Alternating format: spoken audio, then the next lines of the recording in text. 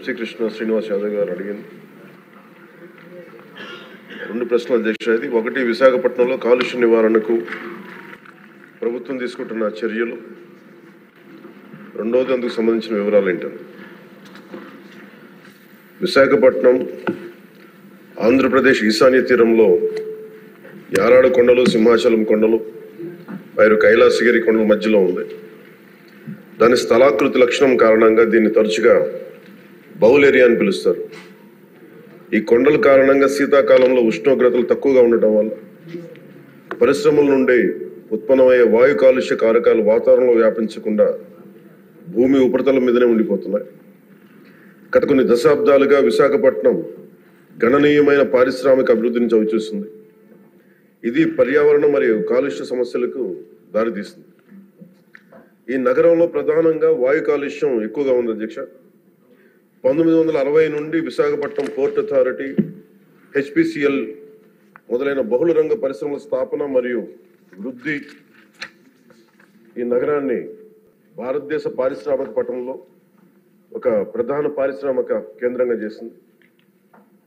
పారిశ్రామిక వృద్ధి ఫలితంగా చుట్టుపక్కల వాతావరణంలో ధూళి కణాలు, సల్ఫర్ డయాక్సైడ్, నైట్రోజన్ డయాక్సైడ్ ఉద్గారాలు మరియు ఇతర కాలుష్య కారకాల సాంద్రత పెరిగింది. పరిశ్రమలు, ఇతర రంగాల నుంచి వెలువడే కాలుష్యాన్ని నియంత్రించేందుకు ఆంధ్రప్రదేశ్ కాలుష్య నియంత్రణ మండలి అనేక కార్యక్రమాలు, సమర్థవంతమైన చర్యలు చేపట్టి ఎప్పటికప్పుడు కార్యాచరణ ప్రణాళికలను రూపొందిస్తున్నది. ఏపీపీసీబీ యొక్క చొరవ నగరాన్ని సల్ఫర్ డయాక్సైడ్ మరియు నైట్రోజన్ డయాక్సైడ్ కాలుష్యం నుండి విముక్తి చేసింది. అయినప్పటికీ ధూళి కణాల కాలుష్యం ఒక సమస్యగానే మిగిలిపోయింది.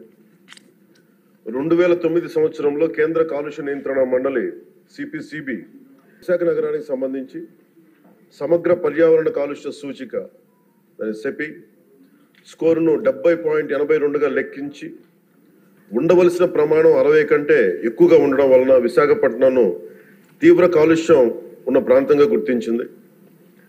కేంద్ర పర్యావరణ మరియు అటవీ మంత్రిత్వ శాఖ 13/1/2010 విశాఖపట్నం బౌల్ ఏరియాలో పరిశ్రమల స్థాపనకు మరియు విస్తరణకు మారిటోరియం విధించింది. ఇందువలన ఆంధ్రప్రదేశ్ కాలుష్య నియంత్రణ మండలి పరిశ్రమలు మరియు ఇతర భాగస్వాముల సమన్వయంతో బౌల్ ఏరియాలో ఉన్న పరిశ్రమలకు జాతీయ ప్రమాణాల కంటే ఎక్కువ కఠినమైన ఉద్గార ప్రమాణాలను, ఎమిషన్ స్టాండర్డ్స్ ను నిర్దేశించింది. ఉదాహరణకు పార్టికులేట్ మ్యాటర్ PM10 యొక్క గాఢత అంటే మిల్లీగ్రామ్ పర్ మెట్రిక్ క్యూబ్ దాదాపు 50 మిల్లీగ్రామ్ పర్ మెట్రిక్ క్యూబ్ గా జాతీయ ప్రమాణం 150 మిల్లీగ్రామ్ పర్ మెట్రిక్ క్యూబ్ కంటే గాను SO2 లెవెల్ 5 mg, జాతీయ ప్రమాణం 25 mg కంటే నిర్దేశించడం అయింది. ఈ కఠినమైన నిబంధనల కారణంగా పరిశ్రమలు కాలుష్య నియంత్రణ వ్యవస్థను అప్గ్రేడ్ చేశాయి మరియు గ్రీన్ విశాఖ కార్యక్రమం కింద విస్తారమైన గ్రీన్ బెల్ట్ ని అభివృద్ధి చేశాయి.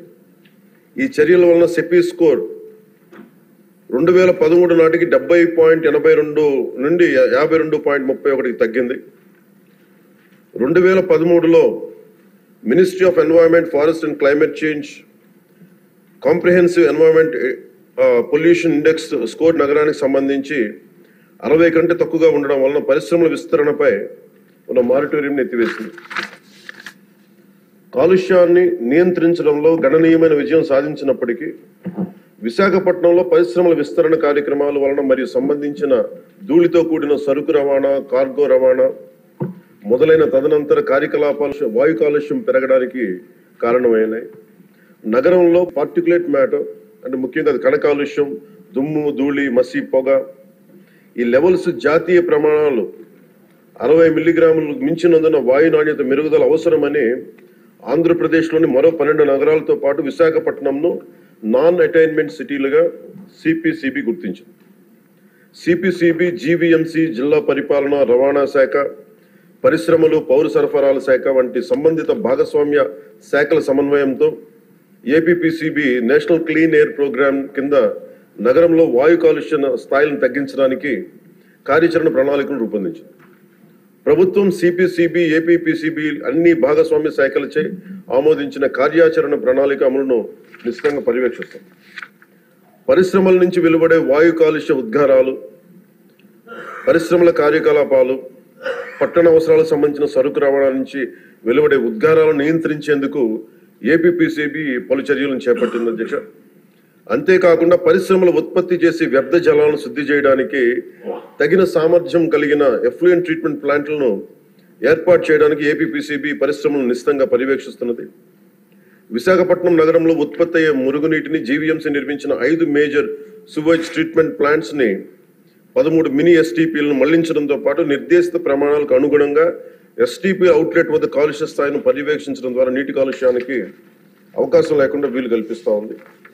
జీవీఎంసీలో ఉత్పత్తి అయ్యే మున్సిపల్ ఘన వ్యర్థాలను వేస్ట్ ఎనర్జీ ప్లాంట్ శుద్ధి చేసి 15 మెగావాట్ల విద్యుత్తును ఉత్పత్తి చేస్తున్నారు అధ్యక్ష.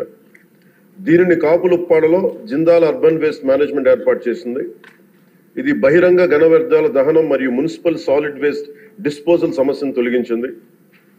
విశాఖపట్నం నగరంలో కాలుష్య స్థాయిలను తగ్గించడానికి మరిన్ని నివారణ చర్యలు చేపట్టడానికి కాలుష్య మూలాలు మరియు సంబంధిత కాలుష్య కారకాలను సవివరంగా గుర్తించడానికి ఒక సోర్స్ అపాయింట్మెంట్ స్టడీని విశాఖపట్నంలో ఆంధ్ర విశ్వవిద్యాలయానికి అప్పగించడం అయింది. ఏపీపీసీబీ ఎప్పటికప్పుడు పరిశ్రమలను పర్యవేక్షిస్తూ వాయు కాలుష్య నియంత్రణ వ్యవస్థలను, వ్యర్థాలను శుద్ధి వ్యవస్థలను అప్గ్రేడ్ చేసి ఆపరేట్ చేయాలని ఎప్పటికప్పుడు ఆదేశాలను జారీ చేస్తుంది. Real time pollution monitoring systems ద్వారాను మరియు భౌతిక తనిఖీల ద్వారా పరిశ్రమలను ఏపీపీసీబీ పర్యవేక్షిస్తున్నది. ఈ చర్యల యొక్క వివరాలను అనుబంధంగా సభా సమక్షంలో ఉంచడమైంది. పరిశ్రమల పర్యావరణ ఆడిట్ వ్యవస్థను కూడా ప్రభుత్వం ఏర్పాటు చేయనుంది. పరిశ్రమల్లో పర్యావరణ ఆడిట్ నిర్వహించడానికి భారత ప్రభుత్వం పర్యావరణ మరియు అటవీ మంత్రిత్వ శాఖ 2024 జనవరి 29న ఒక ముసాయిదా నోటిఫికేషన్ జారీ చేసింది.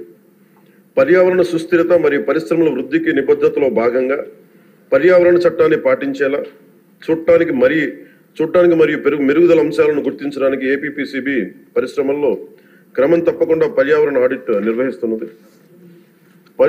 పరిశుభ్రమైన పర్యావరణ లక్ష్య సాధన కోసం ప్రజలతో సహా సంబంధిత భాగస్వాములందరినీ చైతన్యవంతం చేయడానికి ఆంధ్రప్రదేశ్ పొల్యూషన్ కంట్రోల్ బోర్డు మరియు ప్రభుత్వం చిత్తశుద్ధితో కృషి చేస్తున్నాయి. స్వచ్ఛమైన గాలి, స్వచ్ఛమైన నీరు, భవిష్యత్ తరాల శ్రేయస్సు కోసం సురక్షిత పర్యావరణ పద్ధతులతో రాష్ట్రాభివృద్ధి కట్టుబడి ఉన్నాం.